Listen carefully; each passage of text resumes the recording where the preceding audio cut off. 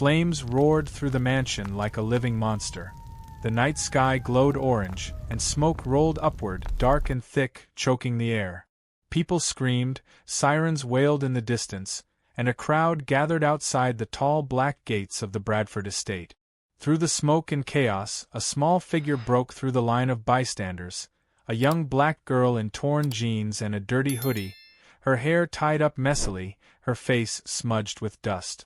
Nobody knew her name. Nobody cared. Until that moment. "Somebody stop her!" a man shouted as she sprinted past the security guards. But she didn't stop. Her bare feet slapped against the gravel driveway as she ran toward the fire. The guards hesitated, none of them wanted to go in. The front door was almost engulfed now, the glass windows bursting from the heat. Through the noise, one faint sound pierced everything, a child's scream. "Help! Somebody please! My son's inside!" a woman cried, falling to her knees.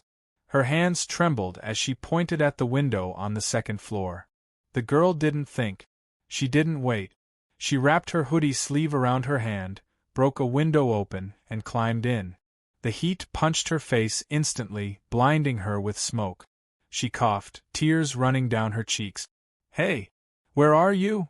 she screamed into the fire. "Here. I'm here!" a boy's voice shouted from somewhere above. She ran up the stairs, her lungs burning. Pieces of ceiling fell around her. The air was thick, hard to breathe. When she found him, a little blonde-haired boy no older than 8, he was trapped behind a fallen beam, his leg pinned. She grabbed the hot wood with both hands and screamed in pain as it scorched her palms. Somehow, she lifted it enough to drag him out.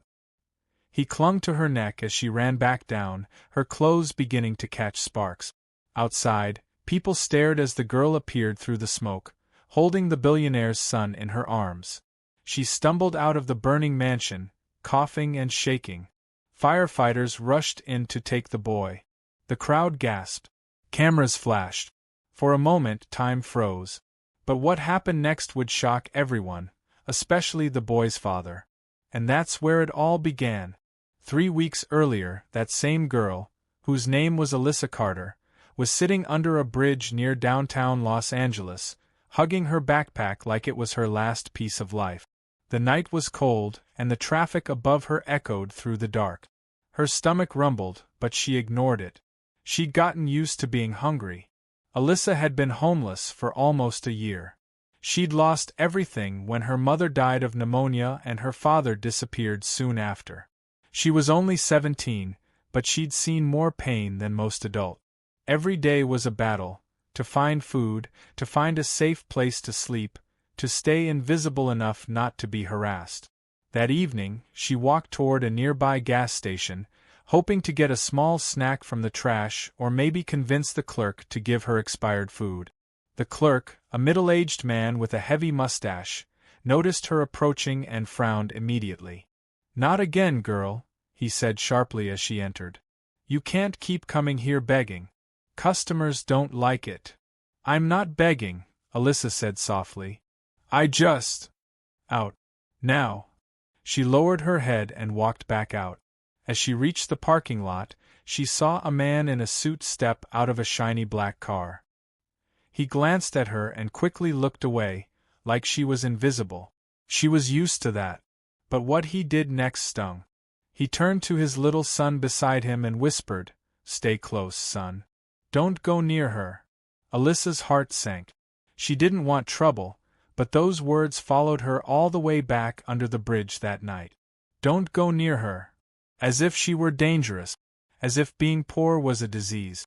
The next morning, she decided to try something new. She walked to the local community center, a place where sometimes they gave out food or let the homeless shower. There, she met an older woman named Martha, who smiled at her kindly. "You look like you haven't eaten in days, child," she said, handing her a sandwich. Alyssa nodded, tears forming in her eyes. "Thank you. You got family around here?" Martha asked. Alyssa shook her head. "Not anymore." Martha sighed. "You got a good heart, I can tell. Just don't lose it. The world can be cruel, but don't let it change who you are." Those words stuck with Alyssa. Later that week, while walking downtown looking for somewhere to help wash dishes or clean up for a few dollars, she noticed a huge billboard. Bradford Holdings, building the future. She'd heard of them before. They were one of the biggest real estate companies in California. The face on the billboard, Richard Bradford, smiled down at the city like he owned it. Maybe he did. As fate would have it, Alyssa would soon cross paths with that man, and it would change both their lives forever. That evening, Alyssa found a quiet alley behind a bakery. The smell of fresh bread filled the air, making her dizzy with hunger. When one of the workers came out to dump trash, she politely asked, "Excuse me, ma'am, do you maybe have something old you're throwing out?" The woman gave her a quick look and sighed. "Wait here." A moment later, she came back with 2 bread rolls. "Here, take these." Alyssa smiled wide. "Thank you so much." "Don't mention it," the woman said before closing the door. As Alyssa sat eating, she noticed a little boy across the street crying. He was dressed in expensive clothes and holding a toy car. He looked lost. She crossed the street carefully and knelt down. "Hey, are you okay?" The boy sniffed. I can't find my dad. He was just here." "What's your name?" she asked. "Ethan." "Okay, Ethan. Don't worry. We'll find him, okay?" She took his hand gently and looked around for anyone who looked like his parent. Within minutes, a man's panicked voice shouted, "Ethan! Ethan!" She turned and saw a tall man running toward them, the same man she'd seen at the gas station. Richard Bradford. When he reached them, he pulled Ethan close. "Oh my God, son! Are you okay?" Then he looked at Alyssa, frowning. "What are you doing with my boy?" "I was just helping him," Alyssa said softly. "He was lost." Richard's eyes narrowed. Helping him? Or trying to take something from him? She stepped back, hurt by his tone. "No, sir, I would never." "Let's go, Ethan," Richard said sharply, pulling his son away. "Don't talk to strangers, especially not people like her." The words hit harder than any slap. People like her. Alyssa stood frozen as they walked away. Ethan turned his head and gave her a small, sad look, as if he knew his father was wrong. That night, she couldn't sleep. She kept hearing the man's words in her head. People like her. Poor. Black. Homeless. It didn't matter what she did. The world already decided who she was. Days passed, and Alyssa kept surviving the only way she knew how. She cleaned car windshields at red lights for coins. She collected cans. She shared food with other homeless folks. Sometimes she laughed with them. Other times she cried when nobody was watching. Yet she always remembered what Martha told her, "Don't lose your good heart." Then one Friday evening, everything changed. She was walking near the upscale neighborhood of Bel Air, collecting recyclables, when she saw smoke rising in the distance. People were screaming. Sirens wailed. Curious, she followed the sound until she reached a massive mansion, the same one from the billboard. The Bradford estate. Flames were already consuming the roof. "Get back!" firefighters shouted as they rushed in with hoses. Through the chaos, she saw Mrs. Bradford, the billionaire's wife, crying hysterically on the lawn. "My son! My baby's still inside." Alyssa froze. "Ethan," she whispered. Nobody seemed to be moving fast enough. The firefighters were setting up hoses but hadn't gone in yet. The flames were spreading.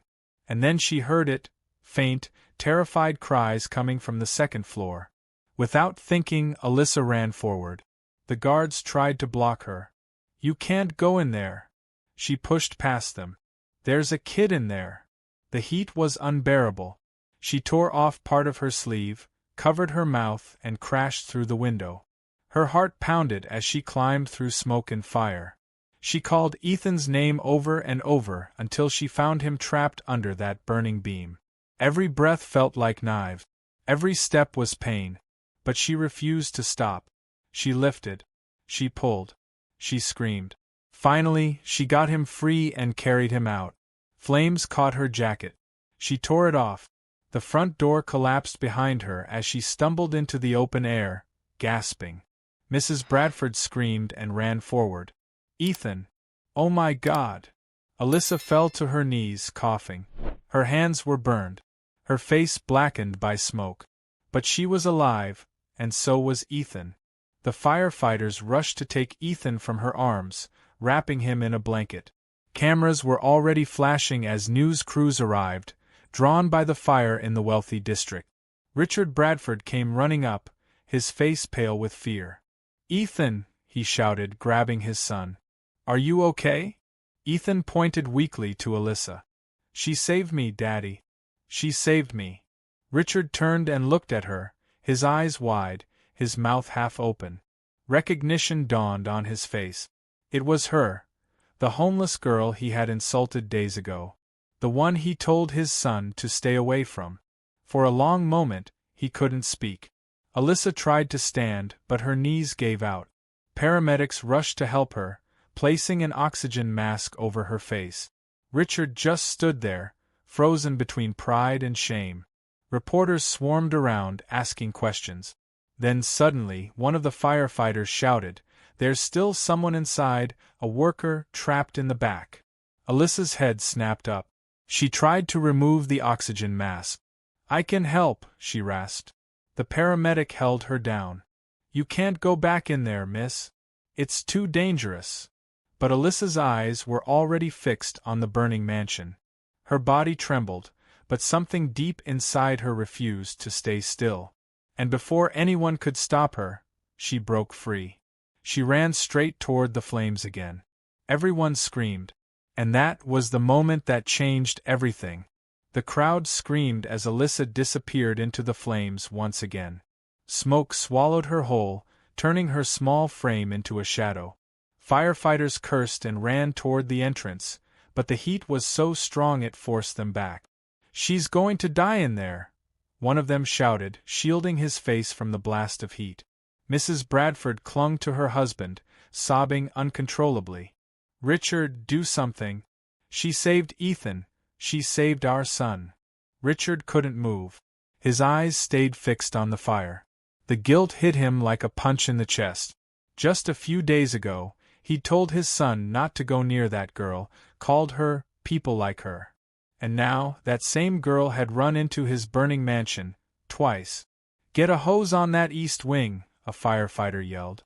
"We need to cool it down before we lose the whole structure." Inside, the world was chaos. Alyssa could barely see. The air was so hot it felt like her skin was burning even when the flames didn't touch her. She coughed hard, every breath scraping her throat. She wrapped her arm over her mouth and pushed forward. "Hello?" she shouted hoarsely. "Can you hear me?" Somewhere deep inside the hall, she heard faint banging. Someone was trapped. She followed the sound, stumbling over fallen debris. Her burned hands trembled, but she ignored the pain. "I'm coming," she yelled. When she reached the kitchen, the fire had eaten half the ceiling. A man lay on the floor, pinned under a metal shelf. He was coughing hard, his face black with soot. "Help, please," he gasped. Alyssa dropped beside him. "I got you." She tried to lift the shelf, but it was too heavy. She spotted a piece of pipe nearby and wedged it underneath, using it as leverage. With one last push, she freed his leg. "Can you walk?" I think so." She helped him up, wrapping his arm over her shoulder. Together they staggered through the thick smoke toward the window. Pieces of glass rained down as they moved. Her lungs screamed for air, her vision started to blur, but she kept going. Just before they reached the window, the roof above them groaned loudly. She looked up and froze. A flaming beam broke loose and came crashing down. Alyssa shoved the man forward, taking the hit on her back. She fell hard, pain exploding through her shoulder. "Go!" she shouted, pushing him toward the window. The man climbed out, falling into the arms of waiting firefighters. They pulled him away, shouting for others to get in. But when they looked inside, they couldn't see Alyssa anymore. The smoke had swallowed her. "Girl's still in there," a firefighter yelled. Richard's heart stopped. "No, no, no." Ethan, sitting in a blanket near the ambulance, started crying. "Daddy, she's still in there. Please help her. The firefighters charged forward again, blasting the flames with water. Seconds felt like hours. Then suddenly, through the black smoke, they saw movement. A figure stumbled out, coughing violently, barely able to stand. It was Alyssa. She was covered in soot, her clothes torn, her face pale. She collapsed to her knees. Firefighters ran to her side, lifting her onto a stretcher. The crowd clapped and cheered, some crying. Mrs. Bradford rushed to her, holding her hand. You're okay, sweetheart." Alyssa barely managed to whisper, "He's safe." And then her eyes closed. When she woke up, everything was white and quiet. The beeping sound of a heart monitor echoed beside her. She was in a hospital room, tubes in her arm, bandages around her hands and shoulder. For a second, she didn't know where she was. Then it all came flooding back. The fire, the screaming, Ethan, the man she saved. She sat up slightly, wincing in pain. A nurse noticed her and smiled softly. "Hey there, sweetheart. You're awake. You're one brave young lady, you know that." Alyssa's voice was weak. "How long have I been here?" 3 days, the nurse said. "You've been in and out. Don't worry, you're safe now." The nurse left to get the doctor. Minutes later, the door opened again, but it wasn't the nurse. It was Richard Bradford, dressed in a dark suit, his expression unreadable. Alyssa froze. He stood silently for a moment, holding a bouquet of white lilies. "I didn't think you'd want to see me," he said quietly. "But I had to come." Alyssa said nothing. She didn't know what to say. Richard walked closer, setting the flowers on the table. "You saved my son. And you saved one of my workers. I don't know how to thank you." She looked away. "You don't have to." He sighed. "I owe you an apology, too. I judged you. I said terrible things. I was wrong." Alyssa's eyes filled with tears. "You said people like me shouldn't be near your son." "I know," he said softly. "And I'm ashamed of it." There was a long silence. The sound of the monitor was the only thing between them. Then Richard added, "When you're better, I'd like to help you. A place to stay. Clothes. Maybe even a job if you want one. You deserve a chance, Alyssa." She looked up, surprised he knew her name. "The paramedics found your ID," he explained. "I made sure the hospital covered your bills." Alyssa felt torn. Part of her wanted to accept, but another part whispered that people like him didn't really change, that his kindness might only last while the cameras were watching. She whispered, "Why are you really doing this?" Richard hesitated. "Because you reminded me who I used to be." Before she could ask what he meant, the nurse returned to check her vitals. Richard stepped back. "I'll come back tomorrow, if that's okay." She nodded slightly, unsure what to feel. The next few days passed quietly. Reporters kept trying to get interviews, but the hospital refused to let them in. Alyssa became a national story. Headlines everywhere read, "Homeless teen risks life to save billionaire's son."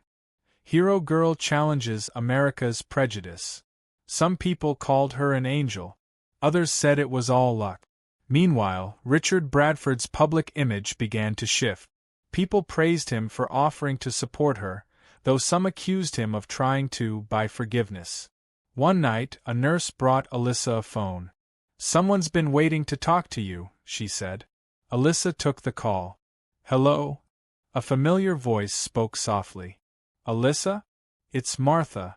Her face lit up. "Martha. Oh my God. I saw you on the news, child. You did something amazing. I always told you that heart of yours would save someone someday." Tears filled Alyssa's eyes. "I was just trying to help." "I know. But listen to me, baby. Don't let them use you. People in power, they sometimes see others as stories, not as people." Alyssa nodded slowly. "I understand." "Good. You stay strong. And remember, your life has value, no matter what anyone says." A week later, she was discharged. Richard sent a car to pick her up. He'd arranged a small apartment for her near downtown Los Angeles. It wasn't fancy, but it was clean and safe. When she arrived, she found new clothes neatly folded on the bed, a stocked fridge, and a note on the table. Alyssa, thank you for saving what matters most to me. This isn't charity, it's gratitude. Richard Bradford. She sat on the bed, holding the note, unsure whether to smile or cry. The next morning, she got a call from an unknown number. It was Richard's assistant, Miss Porter. Mr. Bradford would like you to come to the office tomorrow. He wants to personally thank you in front of his staff. Alyssa hesitated. I don't know if I should. Please, the woman insisted kindly. It would mean a lot to him. Alyssa finally agreed. The next day, she arrived at the towering Bradford Holdings building. Everyone stared as she walked in, a young black girl in simple clothes, stepping into a world of glass and suits. The receptionist greeted her politely, though her eyes darted up and down, judging. When the elevator doors opened on the top floor, Richard was waiting with a warm smile. You made it, he said. Come in. He led her into a large conference room filled with reporters, cameras, and employees. Alyssa froze. She hadn't expected this. Richard stepped to the microphone. Ladies and gentlemen, this is Alyssa Carter, the young woman who risked her life to save my son and one of my employees.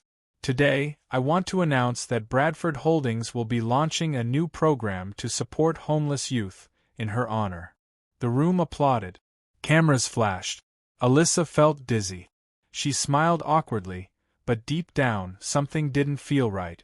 The way the cameras lingered on her face, the way Richard kept using words like hero and inspiration, it felt less like gratitude and more like a show. After the conference, Richard walked her to his office. You okay? He asked. I guess, she said softly. It just felt strange. Like everyone was looking at me but not really seeing me. He sighed. I understand. Sometimes the media makes things complicated. But I promise my intentions are good. She nodded slowly. I believe you. He smiled, then reached for a framed photo on his desk. A picture of a younger version of himself with a woman and a little boy. You know, when I was a kid, my family didn't have much. My father built this company from nothing. But somewhere along the way, I forgot what it was like to struggle. You reminded me. Alyssa looked at him quietly. Everyone forgets until they see the fire. Richard looked at her, startled by her words. Then he smiled faintly. You're wiser than most adults I know. Just as they were finishing their talk, the office door burst open. A man in a dark suit stormed in, looking furious. Richard, we need to talk, now. Richard frowned. Martin? What's going on? Martin, the company's CFO, ignored Alyssa and slammed a folder on the desk. It's about the fire report. The investigators found something you need to see. He opened the folder and spread out the photos. Richard's face went pale. Alyssa leaned closer, confused. What is it? She asked. Martin hesitated, glancing at her. Maybe she shouldn't. Just say it, Richard demanded. Martin took a deep breath. The fire wasn't an accident. Alyssa froze. Richard blinked. What do you mean? There was a device found in the basement. It was deliberate. Someone set your house on fire. A long silence filled the room. Alyssa's heart pounded. Richard whispered, Who would do that? Martin's eyes moved slowly toward Alyssa. That's what we're trying to find out. But the police want to question everyone who was at the scene, including her. Alyssa's breath caught. Me? You think I? Richard turned sharply. That's ridiculous. She saved my son. Martin shook his head. I'm just telling you what the investigators said. Alyssa stood frozen, her eyes wide.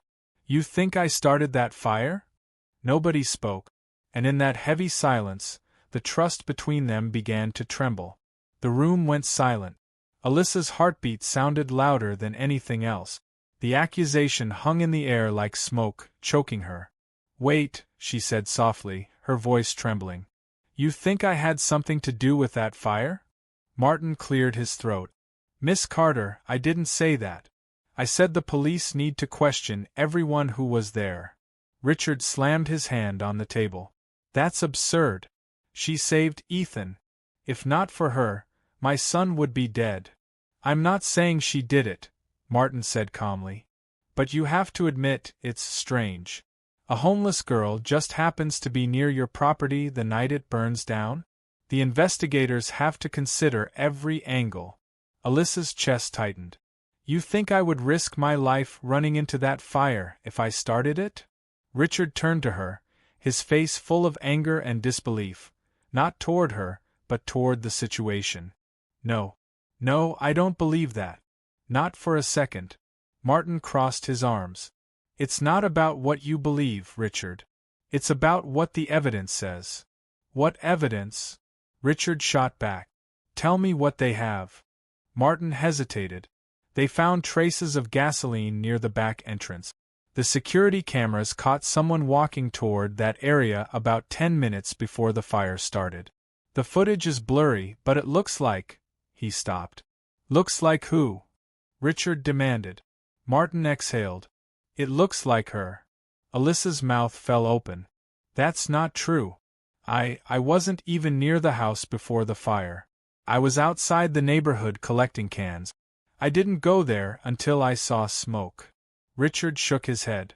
There's no way. The footage must be wrong. Martin looked uncomfortable. I hope you're right. But the police want to talk to her this afternoon. Alyssa felt dizzy. She gripped the edge of the desk for balance. They think I did it. They really think I did it. Richard came around the table and placed his hand gently on her shoulder. Listen to me. We'll clear this up, okay?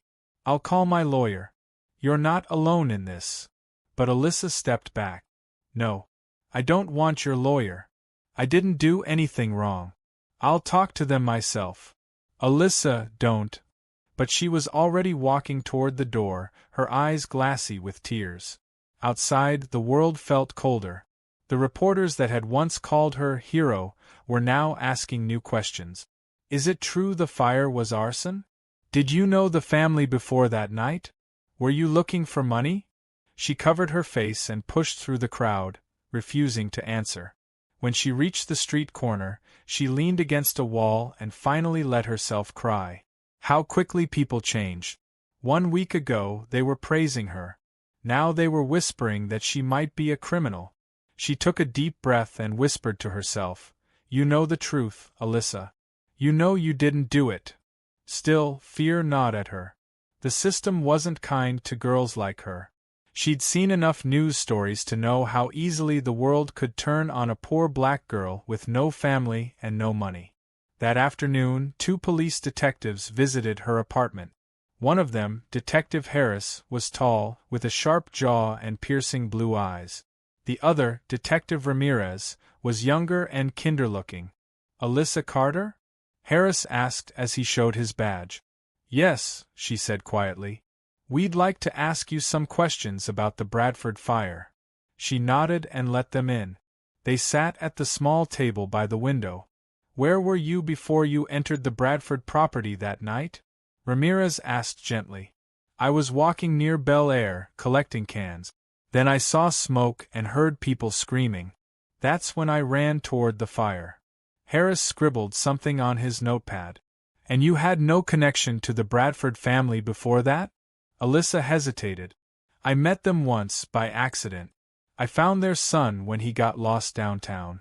Mr. Bradford thought I was trying to hurt him. Ramirez frowned. He accused you? Not exactly, Alyssa said. He just didn't trust me. But later, after the fire, he said sorry. Harris leaned back, his eyes narrowing. So you had a reason to dislike him.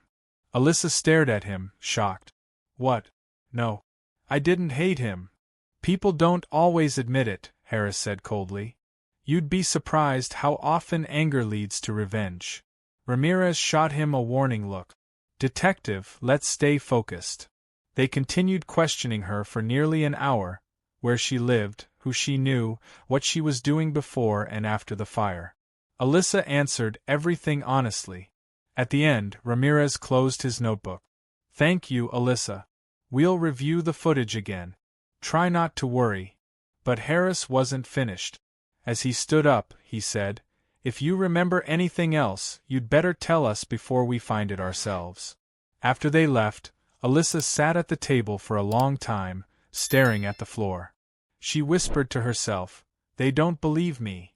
Later that night, she turned on the TV. Every channel was talking about her case. Some commentators defended her, others doubted her story. Sources close to the investigation suggest the hero may have known more about the fire than she claimed, one anchor said. Alyssa's stomach twisted. "This isn't happening," she muttered. Just then, her phone buzzed. It was a message from Martha. "Don't let them break you, baby. The truth always comes out, even if it takes time." She smiled weakly. Martha was the only person who still believed in her completely. The next morning, Richard showed up at her apartment. He looked exhausted. "Alyssa, I saw the news. Are you okay?" "No," she said honestly. "They think I did it. Everyone does." He sat down beside her. "I've talked to the police. They won't say much, but I know they're still investigating." Alyssa looked at him. "You believe me, right?" He didn't hesitate. "Yes. Absolutely." She sighed in relief. "Thank you." He hesitated, then added, "But I need to ask you something. The footage they mentioned, they say it looks like you. Is there any chance you were near the house before the fire?" She frowned. "No. I swear I wasn't." "Okay," he said softly. "Then we'll prove it." 2 days later, everything changed again. Detective Harris returned, but this time, with 2 uniformed officers. "Miss Carter," he said, his tone hard. "We have a warrant to search your apartment." Alyssa's eyes widened. "What? Why?" "We received a tip," Harris said. "Someone claims you were paid to start the fire." "What?" "That's a lie," she shouted. Ramirez looked uncomfortable as the officers began searching her things. They opened drawers, checked under the bed, and went through her bag. Then one of them pulled out a small folded envelope. "Detective," the officer said, handing it to Harris. Harris opened it, and pulled out a wad of cash. Alyssa gasped. "That's not mine. I've never seen that before." Harris smirked. "Then how did it end up here?" "I don't know. Somebody must have planted it." Ramirez frowned. "Detective, this doesn't make sense. She doesn't even have a job.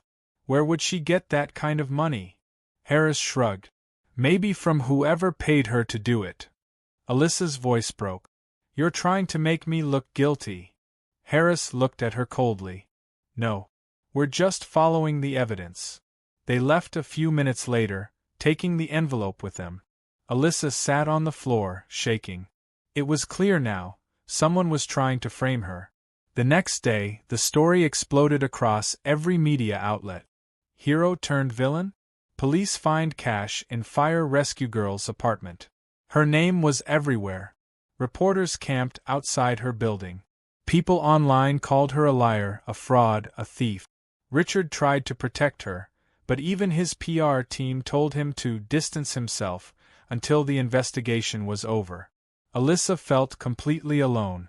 That evening, as she was walking home from buying groceries, a car slowed beside her. The window rolled down and a man's voice called out, "You're that girl from the fire, right?" She hesitated. "Yes." He laughed bitterly. "Hope the money was worth it." Then he sped off. Alyssa's hands trembled so hard she dropped her bag. Days turned into a blur of fear and confusion. Then, one night, she got a call from an unknown number. "Hello?" A low male voice replied, "If you want to clear your name, meet me behind the old train yard at midnight. Don't bring anyone." Her blood ran cold. "Who is this?" "Someone who knows the truth about that fire," the voice said, then hung up. Alyssa's mind raced. It could be a trap, but what if it wasn't? What if someone really knew who set her up? She grabbed her hoodie and left. The streets were quiet as she made her way to the train yard. The air smelled of oil and rust. The place was almost empty except for a few old boxcars and the hum of streetlights. She waited nervously, her heart pounding. Then she heard footsteps behind her. "Who's there?" she called out. A man stepped out of the shadows. She recognized him instantly. It was the worker she had saved from the fire. The same man who had been trapped under the shelf. "Mr. Collins?" she said in surprise. He looked nervous, glancing around. "You shouldn't be here. You told me to come." He shook his head. "Not me. Someone's watching us." Before she could ask what he meant, a loud crack split the air. A gunshot. Collins fell forward, blood spreading across his shirt. Alyssa screamed. She dropped beside him, her hands shaking. "No, no, no." He tried to speak, blood bubbling from his lips. They know the truth. Not an accident." Then his head fell to the side. He was gone. Alyssa looked up, terrified, scanning the darkness. She couldn't see anyone, but she could feel it. Someone was out there, watching. She stumbled to her feet and ran, her breath ragged, tears streaming down her face. By the time she reached the street, flashing red and blue lights were already approaching. Police cars. Someone must have called them. She tried to explain as they pulled up, but before she could speak, Detective Harris stepped out of one of the cars, his face cold and unreadable. "Well, well," he said. "What a coincidence. Another crime scene, and you're right in the middle of it." Alyssa backed away. "No. It's not what it looks like. He called me here. Someone shot him." But Harris just nodded to the officers. "Take her in." Alyssa's voice broke as they handcuffed her, tears falling freely. "I didn't do this. I swear I didn't." Harris leaned close and whispered, "Tell it to the judge."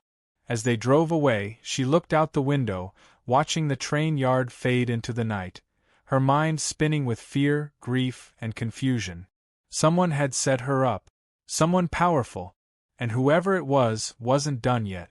The small cell was cold, and the metallic smell of damp concrete filled the air. Alyssa sat on the narrow bench, her arms folded tightly across her chest. The flickering bulb above her buzzed like a dying insect. Every few seconds, she heard someone shout from another cell, curses, laughter, despair, but she stayed silent, staring down at her bruised hands. Her whole body ached, not just from exhaustion but from disbelief. Hours ago, she'd saved a child's life. Now she was being treated like a criminal. When the heavy steel door creaked open, Alyssa looked up. A man in a gray suit entered. His shoes shined so bright they reflected the dim light. He wasn't a police officer. His smooth voice gave him away before he even introduced himself. "Ms. Carter," he said calmly, holding a clipboard. "My name is Victor Hayes. I'm representing Mr. and Mrs. Whitmore." Alyssa blinked. "The Whitmores? The people whose house burned down?" "Yes," Victor replied, his face unreadable. "And the parents of the boy you rescued." 1,000 emotions rushed through her: hope, anger, confusion. "Are they pressing charges?" she asked quietly. Victor adjusted his tie. "At the moment, the authorities are still investigating the cause of the fire. However," he paused, glancing at his papers, "there's been a troubling claim. Someone at the scene stated they saw you near the back of the house before the fire started." Alyssa's mouth dropped open. "That's a lie," she cried. "I was looking for a place to sleep. I didn't start any fire." Victor didn't flinch. He simply nodded, scribbling a note. "You'll have the chance to explain that. But until the fire department finishes their report, you'll remain here." He turned to leave. Alyssa's voice trembled. "What about the boy? Did he make it?" Victor stopped. For the first time, his expression softened slightly. "He's in the hospital. Stable. He inhaled a lot of smoke, but the doctors believe he'll recover." Alyssa's shoulders sagged with relief. A tear rolled down her cheek. "Thank God," she whispered. Victor didn't respond. He simply gave a brief nod and walked out, the cell door clanging shut behind him. That night felt endless. Every tick of the clock echoed through her head. She replayed everything in her mind: the flames, the screams, the heat against her skin. She could still smell the smoke in her hair. Her stomach growled. She hadn't eaten in nearly a day. Just before dawn, she heard footsteps approaching again. 2 officers opened the door. "Carter, come on. You've got a visitor." She followed them into a small room divided by thick glass. On the other side sat a young man, probably in his mid-20s, dressed casually in a hoodie and jeans. He had curly dark hair and tired eyes. When he saw her, he smiled faintly. "Hey, you're Alyssa, right?" She frowned. "Yeah. Who are you?" He leaned closer to the glass. "My name's Ethan. Ethan Whitmore." Alyssa froze. "You're the boy's brother?" He nodded. "Liam's my little brother. He told us what happened, or at least what he remembers. He said a lady ran through the fire to pull him out. He kept saying, 'The lady saved me.' That was you, wasn't it?" Alyssa's voice broke. "Yes. I didn't even think, I just saw him there. I couldn't leave him." Ethan swallowed hard, his eyes glistening. "Thank you. You saved his life." For the first time since the arrest, Alyssa felt seen. "Then why am I in here?" she asked softly. Ethan's face darkened. "My father. He's angry, says the fire couldn't have started on its own. The investigators found a burnt blanket near the back window, and he claims it looks like someone tried to start a fire to get attention." "That's insane!" Alyssa shouted, slamming her palms on the glass. "Why would I do that? I've been sleeping on the streets for months. I don't even have matches." "I believe you," Ethan said quickly. "But my dad doesn't. He's complicated. The press already caught wind of it. They're painting this as a story about a homeless girl who risked her life, but also maybe caused the danger in the first place. It's messy." Alyssa's chest tightened. "So I'm the hero and the villain at the same time?" Ethan looked guilty. "I'm trying to talk to my mom. She's been crying nonstop. She doesn't think you did it either." A small silence stretched between them. The hum of the air conditioner filled the gap. Then Ethan leaned closer. "Listen. I don't care what my dad says. I'm going to help you. I know someone who can get you a lawyer. A real one, not one of those overworked public defenders." Alyssa blinked. "Why are you helping me?" He smiled sadly. "Because you ran into fire for someone you didn't even know. People like that don't belong behind bars." Before she could respond, the guard announced, "Time's up," and led her away. The next morning, the police station buzzed with noise. Reporters had gathered outside, flashing cameras through the windows. Alyssa could hear them shouting questions. Did she start the fire? Is she the hero or the suspect? What's the truth behind the billionaire's house fire? By noon, she was escorted out in handcuffs to a police van. Her eyes squinted under the flashing lights. People were shouting, holding up microphones. The attention made her dizzy. As they drove to the courthouse for her hearing, she stared out the small window, wondering how her life had turned into a spectacle. At the courthouse, she saw Ethan again. He was standing near the steps, arguing with his father, a tall, well-dressed man with silver hair and a furious expression. Alyssa could hear their voices through the glass. "She saved Liam," Ethan yelled. "You saw the footage. The neighbors recorded it." His father snapped back, "That doesn't clear her name. The fire started minutes before she ran in. Someone's responsible, and we can't rule her out." The officers opened the door, and the shouting stopped. Mr. Whitmore turned toward Alyssa. His piercing blue eyes looked her up and down, full of judgment. "You have no idea what kind of damage you've caused," he said coldly. Alyssa met his gaze. "With all due respect, sir, your son is alive. That's the only damage I tried to prevent." For a moment, something flickered in his eyes, surprise, maybe, but then it vanished. He turned away. Inside the courtroom, everything felt heavy and formal. The judge reviewed the preliminary report. The fire department hadn't found conclusive evidence yet, but the rumor of arson kept the air thick with tension. The prosecutor requested that Alyssa remain in custody until further notice. Her heart sank. But just as the judge was about to agree, a voice called from the back of the courtroom. "Your Honor, please wait." Everyone turned.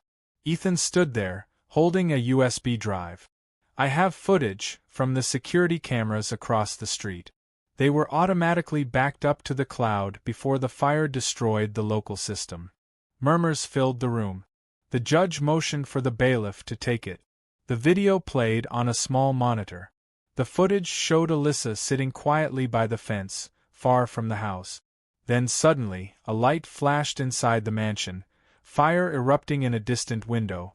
Seconds later, she jumped up and ran toward the flames. The room went silent. The prosecutor looked stunned. The judge cleared his throat. Well, that changes things. Mr. Whitmore's jaw tightened.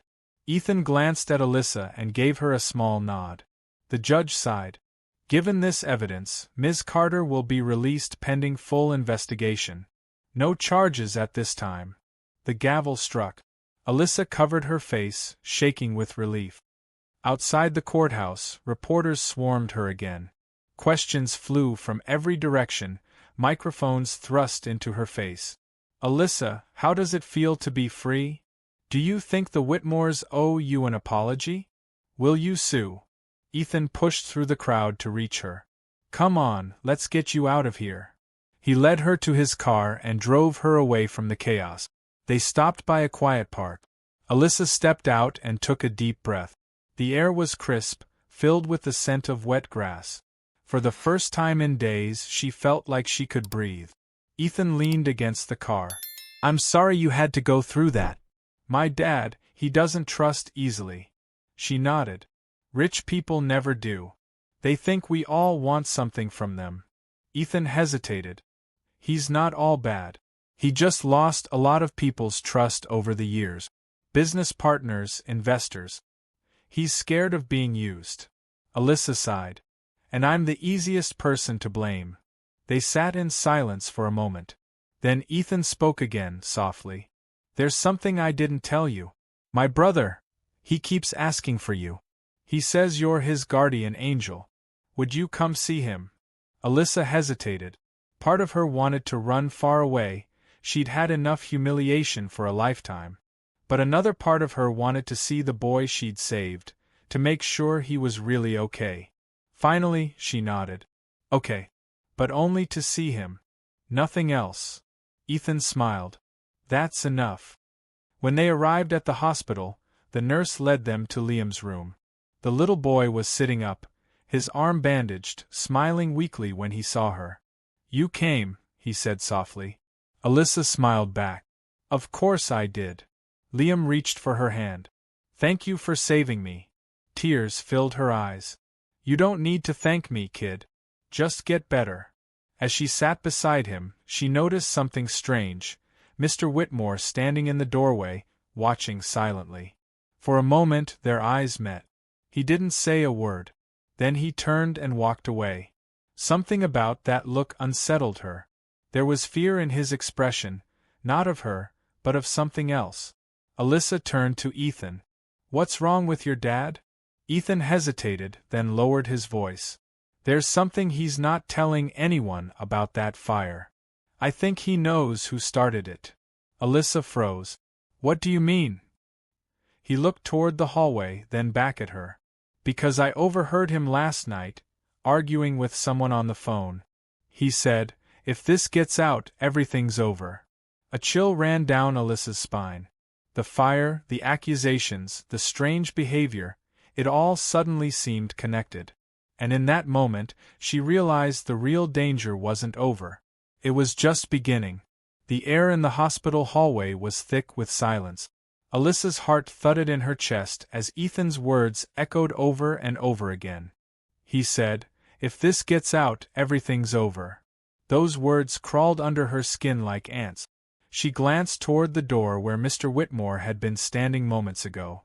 The corridor was empty now, just the soft beeping of machines and the faint scent of disinfectant.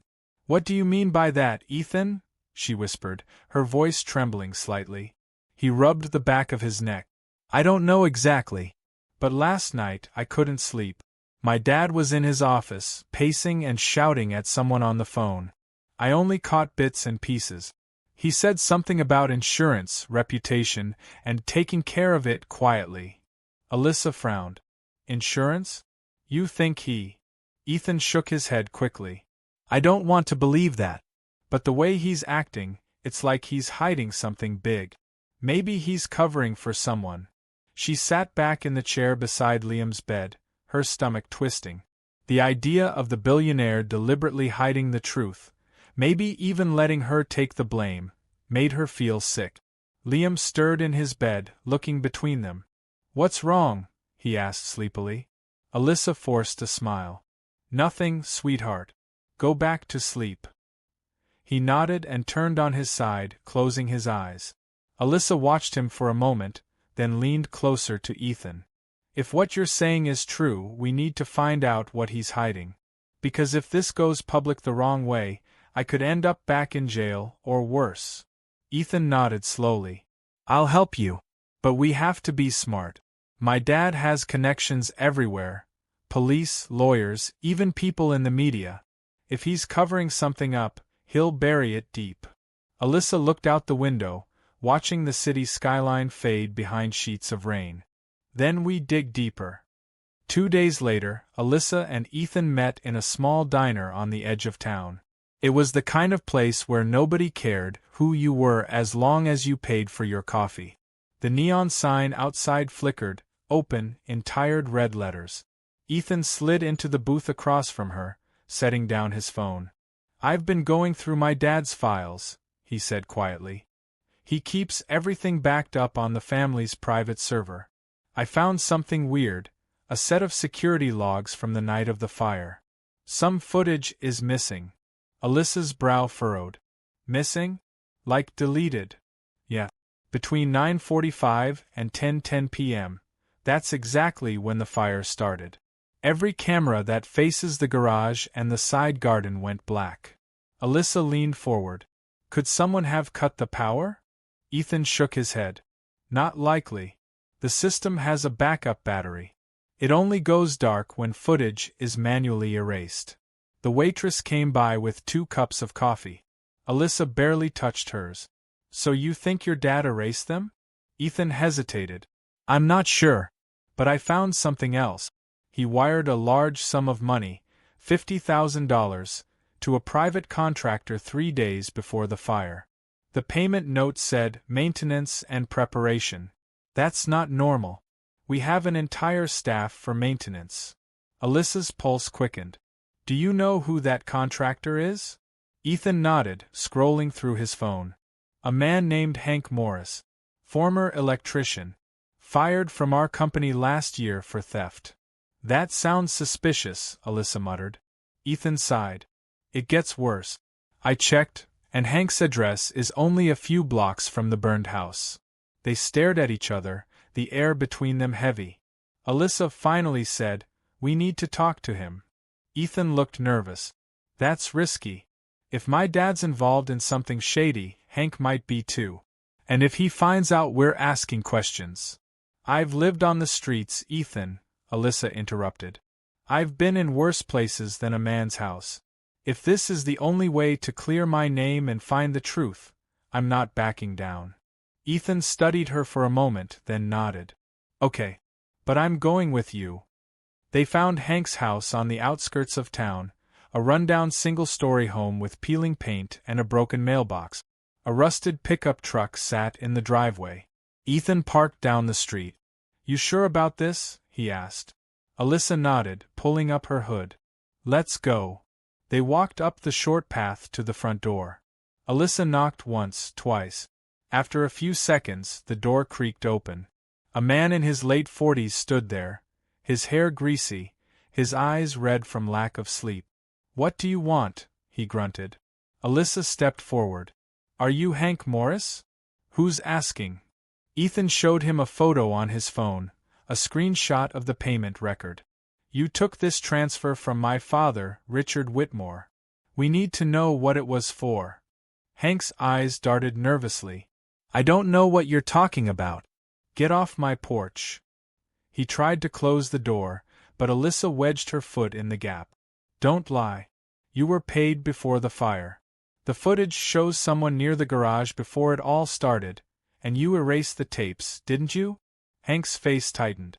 You don't know what you're messing with, girl. Ethan spoke firmly. If you tell us the truth, we can help you. But if you don't and this gets out, you'll take the fall. Hank hesitated. His eyes flicked between them, calculating. Then, finally, he sighed and opened the door wider. Fine. Come in. But you didn't hear this from me. Inside, the house smelled like smoke and stale beer. Newspapers and tools were scattered across the table. Hank sat down heavily and rubbed his face. Your old man, he didn't tell me everything. Just said he needed a controlled burn for insurance reasons. He told me it would be at one of his warehouses, not the mansion. He said the paperwork was already filed, that it was legal. He offered me 10 grand up front, 50 if I made sure there were no witnesses. Ethan's mouth dropped open. You're saying my father planned this? Hank shook his head. Not exactly. He said he needed to destroy something. Some documents, something he called Project Sapphire. But when I showed up that night, I realized where I was. The mansion. I panicked and left before anything happened. I swear, I didn't start no fire. Alyssa's mind raced. Then who did? Hank looked down. Could have been anyone. But your old man's security guy, Marcus, was there that night. Big guy, always wears black gloves. He said he'd handle it. Ethan stood up, pacing. This can't be real. Alyssa felt her stomach turn. If what you're saying is true, your dad might have staged the fire to cover up something illegal, and when it went wrong, he needed someone to blame. Me, she whispered bitterly. Ethan clenched his fist. We need proof. Something that ties him directly to all this. Hank leaned back. There's a file. Backup copies of the deleted footage. I kept one for myself, insurance, you know? If anyone ever came after me. It's on a USB drive, hidden in my workshop out back. He stood, heading toward the back door. Wait here. I'll get it. But before he could open the door, a loud crash came from outside, like metal hitting concrete. Hank froze. What the hell? The next instant, the windows shattered. Flames erupted from the side of the house, licking up the walls. Get down! Ethan shouted, grabbing Alyssa and pulling her to the floor.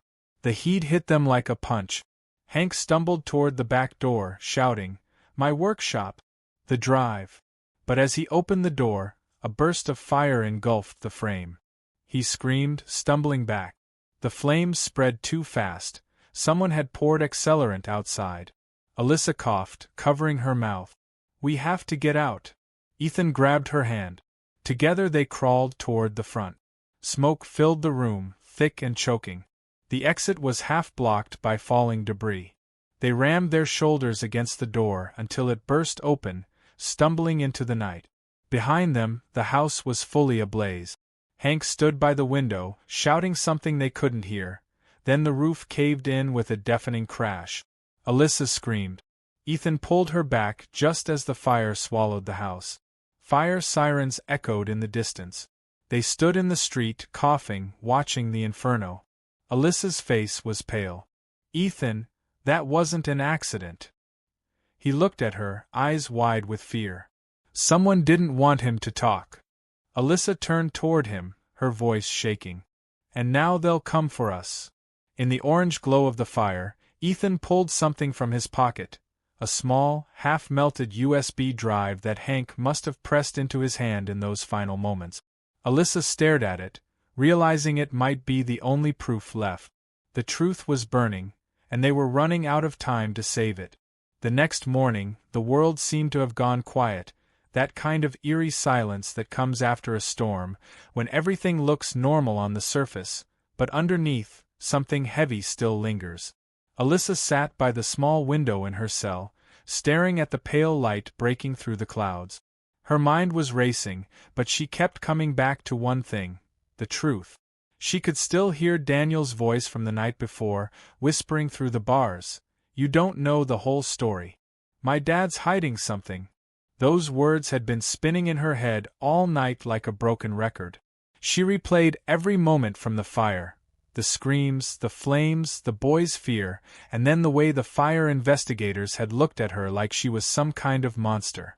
She knew she didn't do it. But what if Daniel was right? What if someone else had set the fire, and she'd just been the scapegoat?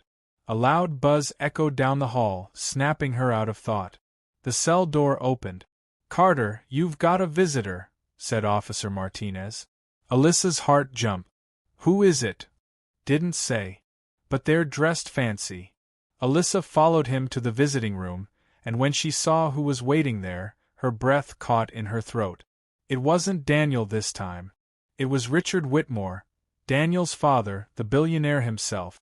He was sitting perfectly straight in a dark gray suit, his silver hair combed back neatly, his jaw tight. His presence filled the room like an unspoken warning.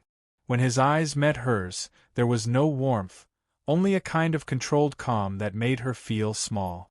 "Alyssa," he began, his voice low but sharp, "I wanted to speak to you personally." She folded her arms. "I don't have much to say to you. You've caused my family enough pain," he continued, ignoring her tone. "My son is traumatized. My home is gone. And yet, for reasons I can't explain, he keeps asking for you." "Maybe because I saved his life," she snapped. Whitmore leaned forward, his gaze cutting through her. "Maybe. Or maybe you saved him for a reason. To manipulate him. To make yourself look like a hero while you were trying to destroy us." Alyssa's eyes widened. "You think I burned your house down?" He didn't answer. He simply studied her like he was searching for something. Then he slid a small envelope across the table. "I came to make you an offer," he said. She looked down. "What kind of offer?" "You sign a statement admitting you were near the scene because you were trespassing, but not because of the fire. You accept partial responsibility for being there without permission. I'll make sure the charges go away. You'll be released quietly. No record. But you disappear from Daniel's life. Permanently." Alyssa froze. The envelope sat between them like a loaded weapon. "So you're trying to buy my silence," she said softly. "I'm protecting my family," he replied. "You've had enough attention for one lifetime. Take the offer. Walk away." For a moment, the room was silent except for the ticking of the clock on the wall. Alyssa stared at the man, this powerful billionaire who saw her as nothing but a problem to be erased. Then she stood. "I'm not signing anything," she said firmly. "You might own everything, Mr. Whitmore, but you don't own me. And I'm not walking away until the truth comes out." His expression didn't change, but his eyes flickered for a split second, something that looked almost like fear. He gathered the papers, stood up, and walked out without another word. As soon as he left, Alyssa's knees went weak. She sank back into the chair, her heart pounding. Something about his reaction, that flicker in his eyes, told her there really was a secret behind the fire. 2 days later, everything changed again. Daniel came to see her, this time escorted by his mother, a quiet, elegant woman named Evelyn Whitmore. Unlike her husband, she didn't come in anger. Her eyes were tired, red from crying. "Alyssa," Evelyn said softly, "Daniel has been trying to tell me something. About the night of the fire." Alyssa leaned forward. "What is it?" Daniel's hands trembled as he pulled something from his pocket, a small flash drive. "I took it from my dad's office," he whispered. "It has security camera footage from that night." Alyssa's heart stopped. "You mean there were cameras?" Daniel nodded. "Yes. Dad said the system went down, but that's not true. I found a backup." Officer Martinez, who was standing by the door, stepped closer. "That's evidence," he said. "I'll have to give it to the detectives." "Please," Evelyn said quietly. "Let her see it first. If what Daniel says is true, this could change everything." Later that afternoon, they all gathered in the small interrogation room, Alyssa, Daniel, Evelyn, and 2 detectives. Officer Martinez plugged in the flash drive and hit play. The footage was grainy but clear enough. It showed the night of the fire. The living room camera first. The family had just returned from a dinner party. Daniel was upstairs. Evelyn was in the kitchen. And then, someone entered the house through the side door. Alyssa leaned forward. The figure was tall, wearing dark clothes and gloves. He moved with familiarity, like someone who knew exactly where to go. He poured something along the hallway floor. Then he struck a lighter. The flames spread instantly. The man turned toward the camera, and though the image flickered, his face was unmistakable. It was Richard Whitmore. The room went silent. Evelyn covered her mouth in shock. Daniel gasped. Alyssa's eyes filled with tears she couldn't hold back. The detective paused the footage, leaning back slowly. "Well," he muttered, "looks like we've got our arsonist." Alyssa shook her head, still staring at the screen. "Why would he do it?" Evelyn spoke through trembling lips. "Insurance. He's been drowning in debt for months. He must have thought he could rebuild quietly and blame it on an accident." Alyssa turned to her. "And me?" Evelyn's eyes filled with guilt. "You were the perfect distraction. A homeless girl at the wrong place, wrong time. He must have thought no one would believe you." Daniel looked at Alyssa, tears streaming down his face. "I'm so sorry." Alyssa reached over and held his hand. "It's not your fault." Within hours, the police were on the move. News spread like wildfire. Billionaire Richard Whitmore arrested for arson and insurance fraud. The same cameras that had once painted Alyssa as a criminal now flashed in her face as a hero. Reporters shouted her name, asking how it felt to be proven innocent. But Alyssa didn't smile. She didn't crave the attention. All she wanted was peace. When she finally stepped out of the station that evening, the cool air hit her face, and for the first time in months, she felt free. Daniel ran up to her, holding something in his hand, a simple bracelet with the words, "Faith over fear." "I made this for you," he said shyly. "So you don't forget how brave you are." She smiled and took it, her fingers trembling. "Thank you, Daniel. But I think you're the brave one." Evelyn joined them, placing a gentle hand on Alyssa's shoulder. "You don't have to go back to the shelter. We have a guest house. It's yours if you'll accept it." Alyssa blinked, surprised. "You don't have to do that." "I know," Evelyn said softly. "But it's the least we can do for someone who saved our son, and our family's soul." Weeks passed. The trial was quick. Richard Whitmore pleaded guilty after seeing the footage. The truth had torn through his empire like the same fire he started, burning everything fake away until only the real remained. Alyssa testified with calm strength.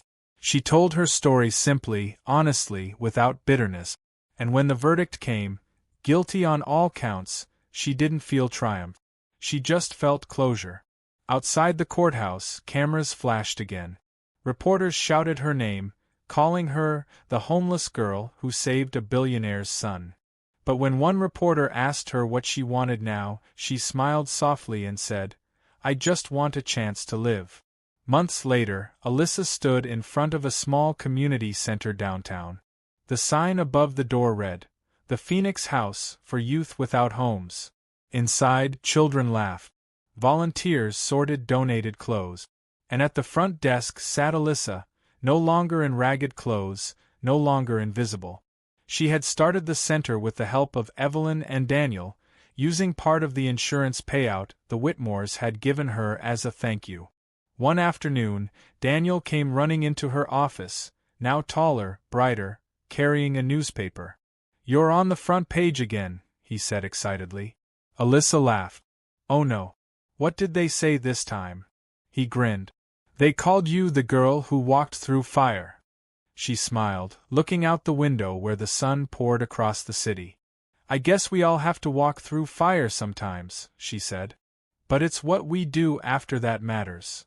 That night, as the lights dimmed and the center grew quiet, Alyssa sat alone for a moment, tracing the bracelet on her wrist. Faith over fear. She thought about everything, the pain, the judgment, the fire, the truth. Then she whispered to herself, "Maybe the fire didn't destroy my life. Maybe it lit the path I was meant to walk." And as she looked out at the city, its lights glowing like distant stars, Alyssa Carter, the girl the world once ignored, finally smiled. Because for the first time, she wasn't just surviving. She was free.